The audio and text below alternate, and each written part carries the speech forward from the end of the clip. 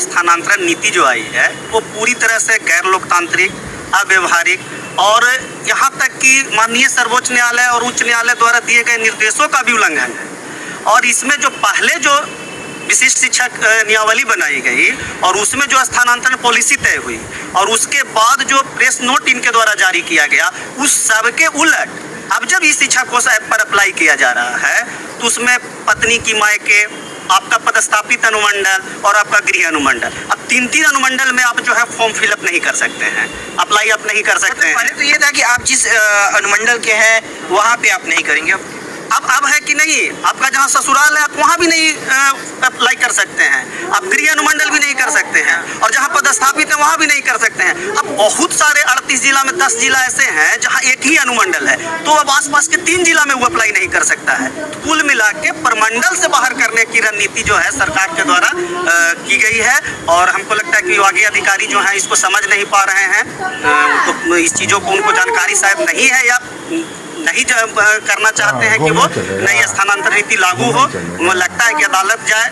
मामला जाए, शिक्षक सड़क पर उतरे, विद्रोह हो और हमको ये लागू नहीं करना पड़े, राज्यकर्मी का दर्जा नहीं देना पड़े। हमें लगता है कि ये सारा षड्यंत्र रचा गया है, क्योंकि इस प्रकार की जो नीतियाँ लागू की गई है वो पूरी तरीके से एकदम, अगर उसको उच्च न्यायालय में अगर दी गई चुनौती तो वो कहीं से टिकेगा नहीं। क्या रुख होगा आप लोग आगे? अभी हम लोग बैठ के चर्चा किए हैं, हम लोग इसको सोमवार से मंगलवार तक सरकार को मेमोरेंडम देने के बाद उच्च न्यायालय में इसको हम लोग चुनौती देंगे, क्योंकि वो पूरी तरीके से अव्यवहारिक है, पूरी तरीके से संविधान के विरुद्ध लिंग भेद किया गया है, 70% तक आरक्षण कर दिया गया है, अपने ही नियमावली को सरकार के द्वारा नहीं माना गया है, सुप्रीम कोर्ट के निर्देश को नहीं माना गया कि बीच में आप नियमावली चेंज नहीं कर सकते हैं। अभी चीफ जस्टिस साहब के बेंच से लागू हुआ था कि नहीं, पहले प्रोन्नति देना है फिर पदस्थापन करना है, उसको भी नहीं माना गया। पूरी तरीके से मुख्य कानून लागू कर दिया गया है।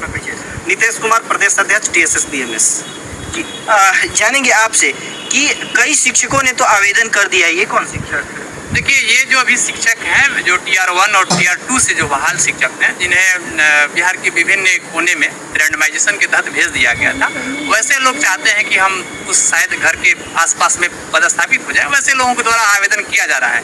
लेकिन 1,87,000 जो सक्षमता पास शिक्षक हैं,